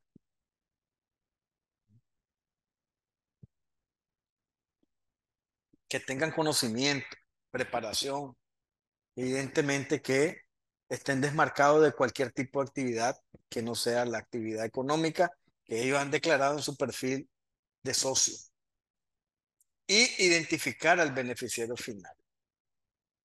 Revelar la verdadera propiedad de los, en este caso de los socios o también en algunos aspectos cuando existe a través de un traslado de autoridad a un fideicomiso. Identificar previamente. No es general, pero sí existen a veces representantes en las juntas directivas que vienen con una ordenanza o un mandato de un fideicomiso, pues, y ahí hay que identificar el beneficiario final. Es importante, ¿no? Más lo que se hace aquí, lo que se hace en esta parte que también aplica al directivo. La búsqueda en las listas de riesgo, las funciones en los descriptores de puestos, la detección en los cambios de estilo de vida y el perfil. Evidentemente que en el caso de el perfil de la junta directiva debe de dar un rango de calificación más alta que el del personal operativo que no tiene relación con el mandato de pelea. Ahora, hay algunas instituciones que no asignan riesgos, que no asignan riesgo a sus colaboradores. Y lo he visto en un par de instituciones. Es decir, que no hay calificación. Pues yo creo que con este cambio normativo va a existir calificación. Oye, va a ser fundamental. Va a ser fundamental. Ahora ya no, creo que tomando en cuenta la naturaleza y el espíritu de la norma va a ser difícil que una institución te diga, nosotros no mandamos nuestra lista con asignación de colaboradores ni directivos con asignación de riesgo, porque tenemos una aprobación del regulador donde dice que no hay necesidad. Pues para este caso creo que sí van a tener que hacer ese cambio de asignar riesgo para que lo vayan tomando en cuenta. Proveedores de fondo, capítulo 5, de diligencia complementaria. Igual, identificación. Y si son sujetos obligados, a pedir todo. Cuestionario de prevención de lavado de manera inicial antes de comenzar la relación. Hay que diseñarlo. El llenado de toda la información del perfil integral, ¿verdad? Del proveedor de fondo. Ahí identificación inequívoca del proveedor y el beneficiario final. ¿Qué cosas serían importantes agregar ahí? Por ejemplo, el asesor legal o el abogado que dice estructurar su constitución, ¿verdad? Debería estar en el perfil, el nombre, ¿verdad? Y si está activo. Es decir, esa lista o esa consulta con la herramienta automatizada debería de proveer esa información y ustedes tenerla en su perfil integral. La naturaleza de la actividad, conocer la naturaleza de la actividad comercial y mantener actualizada la documentación. Importante es decir, y más ahora que este tema se ha ampliado con el tema de los sujetos obligados. Y lo que decíamos, la búsqueda en las listas de riesgo, pero como les digo, no solo buscar el tema de las personas, que en el caso de las sociedades anónimas, de los proveedores de fondos, sino también quien constituyó esa sociedad. Y al menos pedirle información financiera dentro de las referencias existentes, que es lo que establece también un poco el tema de la diligencia complementaria. Porque hay que tener mucho cuidado en esto. Como les decía, si ustedes se fijan, tenemos, si dijéramos así, digamos, del primer mapa que presentamos del país, pues hay hay bastante cartera en lugares que son, que pueden tener, digamos, un nivel de riesgo alto en materia de prevención. Y a eso le agregamos que el 95% de las operaciones son en efectivo y un bajo nivel de bancarización, lo que tenemos un caldo de cultivo que con controles internos bien débiles se ve, podemos ser permeables en el tema del lavado de dinero, ¿no? Entonces, estas búsquedas de listas de riesgo interno no solo deberían aplicar a los temas de los directivos, empleados, sino que cuando hablamos de proveedores de fondos, igual todos ellos, directivos, empleados, principales accionistas, pero también quienes llegaron a la conformación del negocio. Nombre del asesor legal, registro del beneficiario final, son sujetos obligados si ya están registrados ante la unidad de análisis financiero, etcétera. Pero es importante tener ese patrón de conocimiento, porque de lo contrario, igual con controles débiles, pues estamos expuestos de esa manera. Conocimiento de corresponsalías o aliados estratégicos, importante, artículo 25. ¿Saben? Aliados estratégicos, puntos de pago. Ese es un aliado estratégico. Y para eso tengo que hacerle también debida diligencia. Voy a ocupar al Super Express para que me lleguen a pagar mis clientes. A ver, debida diligencia. Primero, todo el proceso de negociación que debe ser aprobado por la gerencia general.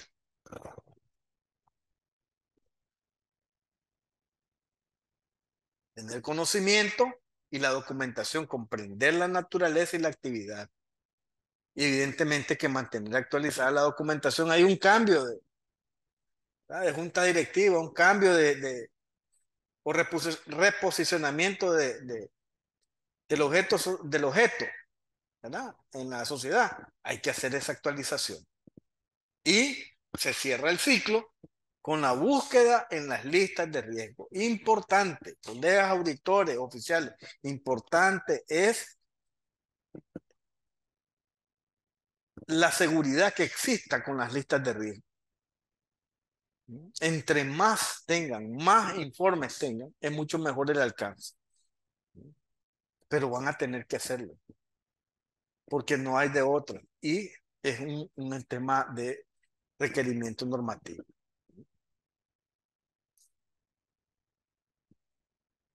Entonces, ¿ahora qué viene? Establecer una política reforzada de evaluación y proveedores de bienes y servicios ahora. Ya vimos de fondos, aliados estratégicos y ahora de bienes y servicios, aquel que me viene a dejar, ¿ya? Me hace reparaciones, ¿ya? Todo eso, bienes y servicios. Bueno, hay que establecer criterios de evaluación a partir de cuándo le hago debida diligencia. Definir los factores claves para evaluar a estos proveedores de bienes y servicios. Hay que evaluar, porque la misma norma lo establece, el tiempo y la presencia. Evaluar la presencia y la estabilidad del proveedor en el mercado. ¿Cuánto tiempo tiene? ¿Cómo está registrada la formalización de su negocio? ¿Ya? Y después, siguiente punto que debe de estar contenido en la política, bienes y servicios. Analizar la calidad y la relevancia de las ofertas del proveedor. Y nada de eso puede quedar de boca. Contratos. Determinar el valor financiero de los contratos de los proveedores. En este caso, el área sensible podría ser en el tema de las auditorías, por ejemplo. ¿No? A veces, o de una consultoría extensa. A veces, ¿cuál es el riesgo? A veces está implicado el riesgo tecnológico. Entonces el colega usa inteligencia artificial para hacer algunos aspectos que no es malo, pero hay que tener un aspecto a tomar en cuenta y es qué cosas voy a subir, porque no puedo subir. Imagínense ver los estados financieros de una institución, subirlas a la internet y que les haga un diagnóstico. Ya le está dando toda la piedra. Cualquier persona puede entrar y dice, quiero, ¿verdad?, la revisión de los estados financieros de la institución X. Entonces, crear acuerdos de confidencialidad sobre el uso de esa herramienta. Importante. Porque recuerden que esto también está conectado con los riesgos de confidencialidad, perdón, con los riesgos reputacionales. Y cuando se pierde o se afecta el riesgo reputacional, también estamos hablando de dinero, ¿verdad? Afectación de dinero, ingresos, ¿no?, y rentabilidad. Y evidentemente que en la política hay que establecer un umbral mínimo para la documentación del proveedor, lo que ya decíamos, establecer cuánto es para hacer la debida diligencia. Y hay que tener un expediente del proveedor. Esto es para proveedor de bienes y servicios, aliados estratégicos, proveedores de fondos, socios accionistas y conocimiento de empleado. Todo lo que se refiere a la debida diligencia complementaria. ¿Verdad? Y algo importante que viene, ¿verdad?, que lo ampliamos aquí un poco, es la política de debida diligencia para bienes adjudicados. Hay que escribirla en coordinación con la gerencia de crédito. O si existe un área que se llama bienes adjudicados, pues con ellos. Es una política que debe asegurar que la venta de bienes adjudicados, que por su naturaleza involucra el activo, se realice de manera transparente para prevenir la legitimación de capitales ilícitos, lavado de activos, financiamiento del terrorismo o a la proliferación. Y el objetivo de esta política, ¿cuál es? Aplicar medidas de debida diligencia complementaria a todo comprador, sea habitual, ocasional o empleado, que adquiera bienes adjudicados, sean muebles o inmuebles, del sujeto obligado, independientemente de la cuantía de la transacción. ¿No? Entonces, recuerden que las instituciones retiran bienes adjudicados, a veces motos, vehículos, terrenos, etcétera, viviendas. Entonces ahora la norma amplió a esto, es decir, aquí hay que hacer debida diligencia, que no estaba en la anterior, pero como les digo, ya algunas instituciones ¿verdad?, habían llegado a formular una política de debida diligencia para la compra de bienes adjudicados, ¿verdad? Pero en algunos casos estaba bastante débil, pero en este aspecto tienen ya, primero, el factor jurídico, a lo que hay que hacer, y los factores de riesgo que van a tomar y analizar para hacer este tipo de acción. Hay que establecer, ¿verdad?, el complemento. ¿Qué son los procedimientos claves que hay que determinar en el manual, en la política? Tipo de comprador, cliente habitual o ocasional o al público en general. ¿Qué tipo de debida diligencia le voy a aplicar? Estándar, intensificada según la valoración del riesgo. ¿Y cuál es el requisito y el enfoque? Artículo 13 de la norma, verificación, identificación, documento de identidad, lo primero, oficial y vigente. La creación de un perfil, artículo 17, si es cliente habitual, solo se actualiza. Si es nuevo o ocasional, debe de crearse uno y el expediente, evidentemente. ¿Y en qué me debo de enfocar? El origen, requerir información que justifique y evidencie el origen de los fondos, la trazabilidad, origen y procedencia. Y si es empleado, directivo, familiar, el tipo de debida diligencia es intensificada o reforzada, ¿verdad? ¿Cuál es el enfoque? La transparencia y la declaración. El comprador debe declarar por escrito su vínculo con el sujeto obligado y confirmar que las transacciones no generan conflicto de interés. Artículo 53. Justificación del ingreso y de los fondos. Los fondos para comprar deben de ser congruentes con su perfil, en el caso del empleado, o de sus ingresos conocidos. Artículo 24, numeral 4.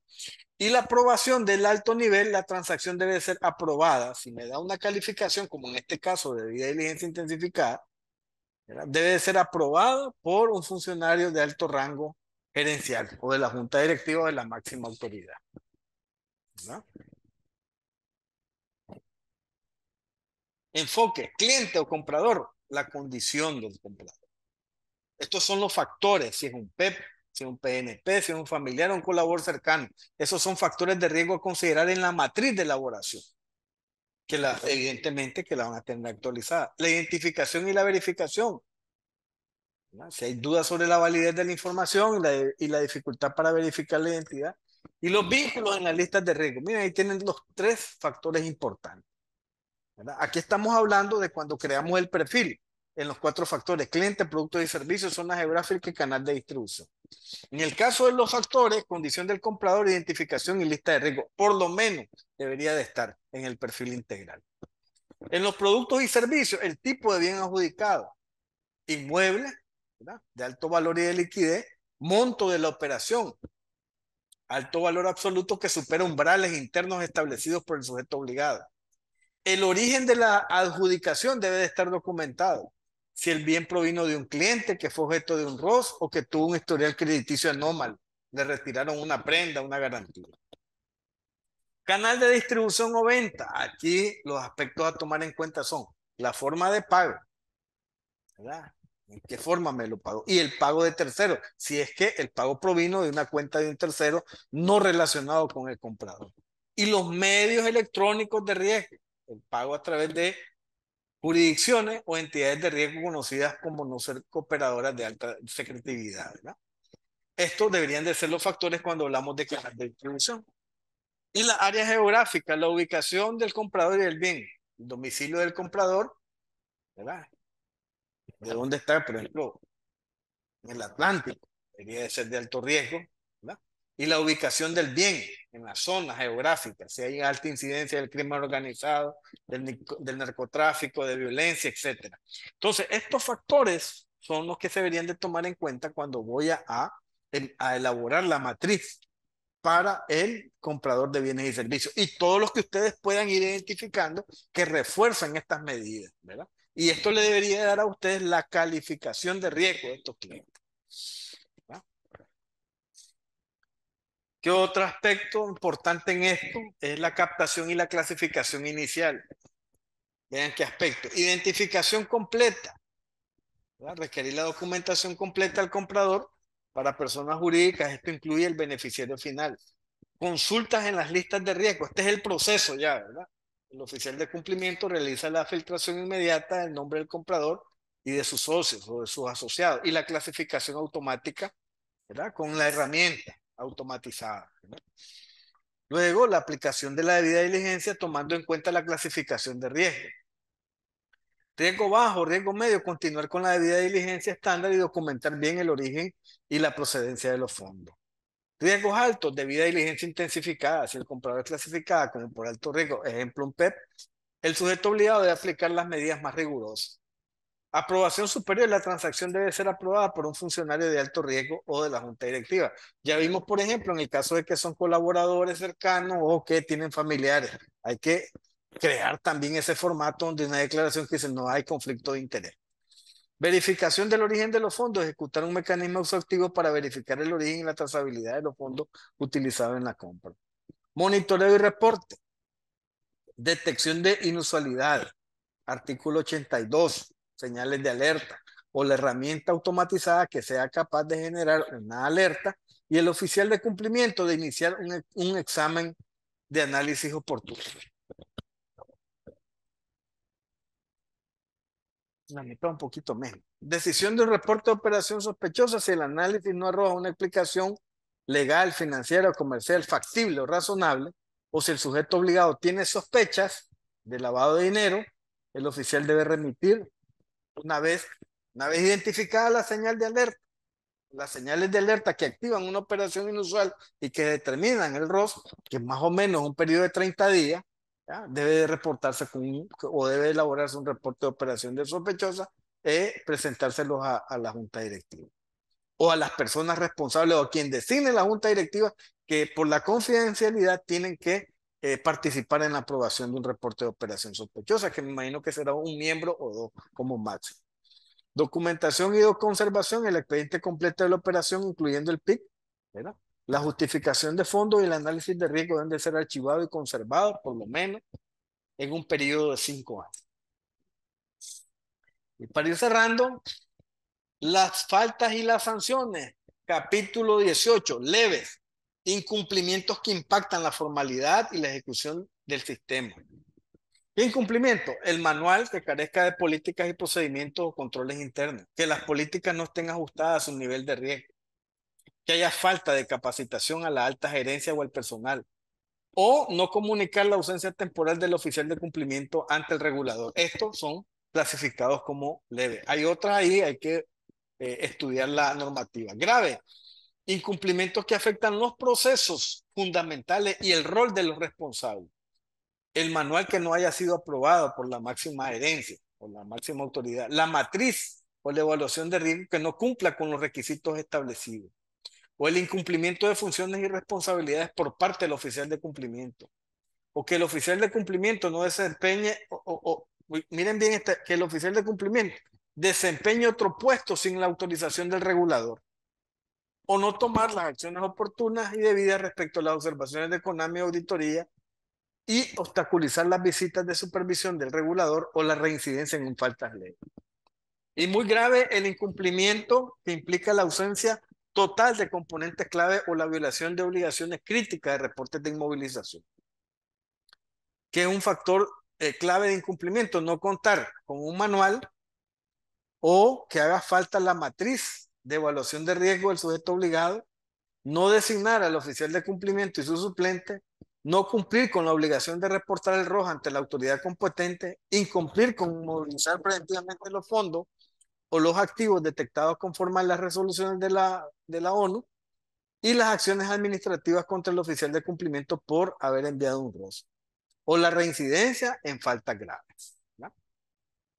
Y aquí están los reales. Régimen de faltas y sanciones, siempre en el capítulo 18, sanciones aplicables, leve, amonestación por escrito o la interposición de una multa que va de los 500 a los 3000, digamos, unidades multas. ¿Verdad? Y la exigencia, en este caso, el sujeto obligado pide además la exigencia de un plan de acción y o la imposición de la multa. Grave, amonestación por escrito, remoción temporal del cargo. Y la multa anda entre el 3001 a 6000 unidades de multa.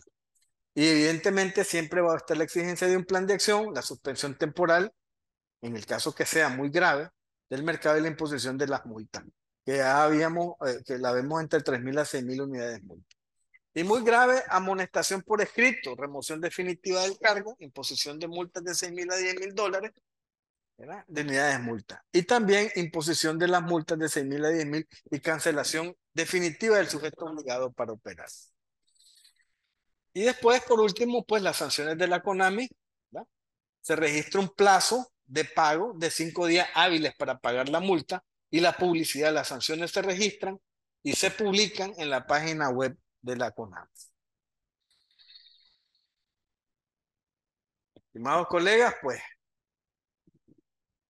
esta era la parte de la presentación que teníamos. No sé si hay preguntas al respecto, ingeniero.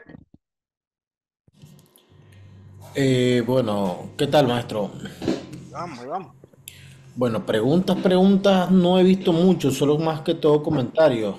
Sí, a ver, Pero, veamos por ahí. ejemplo, Dime. Jonathan Rojas dice, ese tiempo límite del 16 de enero del 2026 solo lo aplica para las IMF reguladas. Es que todo esto aplica a las INF reguladas. Sí. Ok, ahí hay una pregunta. ¿Está viendo usted las preguntas en el chat? No, no, no, no. Vamos a Jair verlas. Salablanca dice, un empleado calificado con nivel de riesgo alto debido a su profesión, además posee un negocio propio desde el cual realiza y realizan transferencias para envío de mercadería. Esta situación debe ser comunicada al oficial de cumplimiento y debe documentar el posible Claro que riesgo sí, derivado de las claro que sí. actividades externas. El perfil integral del empleado debe contemplar otros ingresos, otras actividades económicas. Pero además de eso, es decir, la institución debería de establecer o exigir que esté regulado, por lo menos que esté inscrito si tiene un negocio, ¿verdad? Que presente un número RUC, por ejemplo, ¿verdad? Para que, digamos, de alguna manera, pues, se vea de que tiene la actividad económica. ¿Qué dice? Y hay diferencia entre IMF y PSP. ¿Qué es PSP?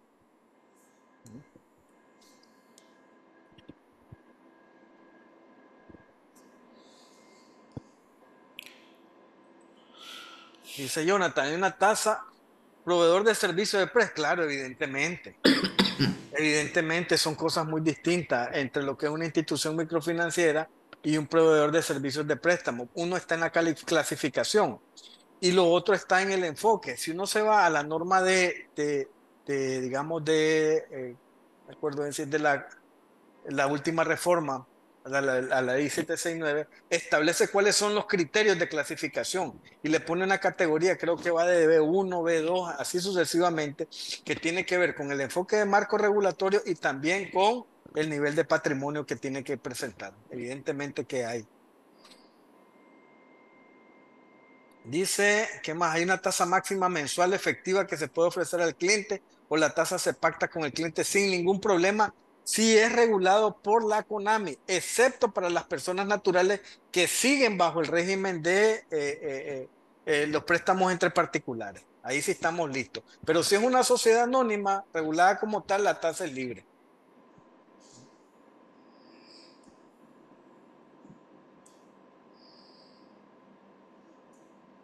No, oye, básicamente, maestro, dice Noel, menciónenlo, ahí ya le puse en toda la presentación está lo básico, ¿verdad?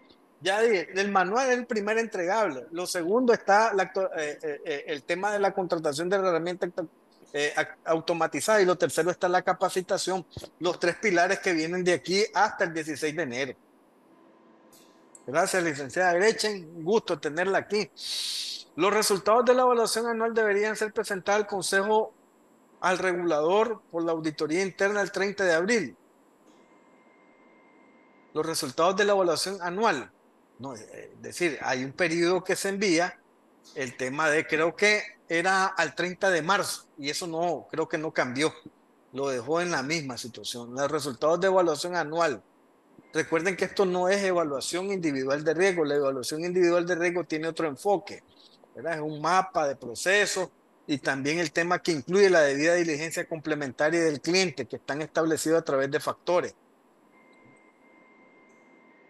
Dice, en mi calidad de auditor interno independiente también estoy obligado. No tengo cliente fijo, sino cliente, claro, tiene que hacer debida diligencia, como CPA, perfectamente. En la página del colegio están sus formatos para hacer debida diligencia. Dice doña Kenia, según la norma indica que Eroga y entra en vigencia en su aprobación. Esto quiere decir que en caso de los informes mensuales ya podríamos considerar el envío bimensual y de hacer, claro, evidentemente, ya una vez aprobado su manual, con estas distinciones automáticamente puede hacerlo. Pero sin aprobar por parte de la máxima autoridad, no, todavía mantiene en vigencia lo anterior. El tipo de cálculo que debe manejar el sistema es interés sobre saldo o método francés. A eso va a depender de la institución de cuál crea que sea el conveniente, ¿verdad? El método francés, bueno, en el caso de los dos son iguales, método francés y sobresaldo, porque los tres métodos, el alemán, el americano y el francés, y el que más usamos es el método francés que es sobresaldo, ¿verdad? Lo único que la cuota es fija, pero se supone que son sobresaldo todo. Ok, el oficial de cumplimiento tiene de la IES que evidentemente tiene que tener acceso al sistema e incluso lo tiene que revisar él en coordinación con tecnología para pasar la prueba.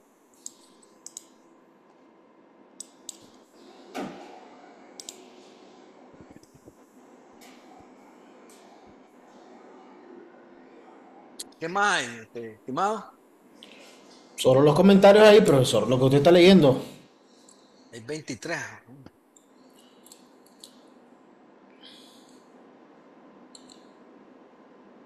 Aquí escribió el No sé si colega. contesta unas dos más, profesor, porque son bastantes realmente. El resumen informativo que se entrega al cliente, pero es que esta es otra cosa, licenciado Jonathan, la TCA y la TIR, es decir, el resumen informativo que se entrega al cliente, exactamente qué se debe especificar. Tienen que especificar, miren, la TCA. La TCA es el cálculo de la tasa equivalente anual. El problema que hay es cuando son créditos semanales, quincenales o que son de pagos irregulares. Ese cálculo de TCA hay que tener mucho cuidado con eso, ¿verdad? Se hace con la fórmula de la TIR o de la TIR no periódica. Cualquiera de las dos pueden utilizar, pero este es otro tema, este es otro aspecto. Ahora, si son pagos diarios, semanales o quincenales, eso es un dolor de cabeza, ¿verdad? Porque no hay fórmula que lo determine así de esa manera. Sí hay que hacer un cálculo, evidentemente, pero se hace con una fórmula matemática equivalente en interés, ¿verdad? Para poder llegar a eso. Hay que equiparar. Mire, la frecuencia de pago tiene que equipararse con la tasa de interés. Normalmente se establecen intereses nominales. Entonces, el interés nominal puede ser mensual o anual. Usted tiene que llevarlo al cálculo de la frecuencia de pago. Si es diario, a eso lo tiene que aprender, digamos, que determinar o calcular. Ok. Eh, Por eso es que hay 35.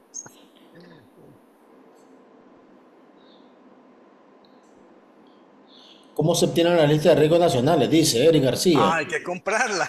Hay proveedores para eso, ¿no? Ya tuvimos una presentación aquí, pero no sé si lograron verla, pues. Un distribuidor, pero podríamos crear tal vez más adelante una para que vean un proveedor y cómo se hace todo el proceso.